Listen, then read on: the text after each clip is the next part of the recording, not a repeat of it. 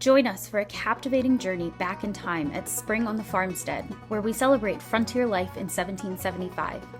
Experience traditional domestic life around the hearth and home, and learn the timeless craft of baking with guest historian Daniel Sieh.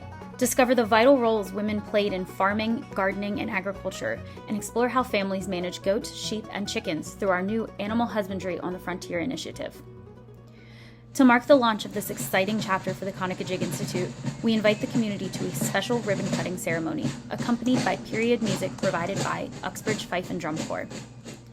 This immersive event offers a fun, educational experience and a deeper connection to history as the nation commemorates the 250th anniversary of these momentous events. The first 1,000 visitors will receive free ice cream sponsored by Middletown Valley Bank. Don't miss this exciting launch of our 1775 series, kindly sponsored by Americana Corners Preserving America Partners Program, F&M Trust, the Franklin County Visitors Bureau, and by visitors like you.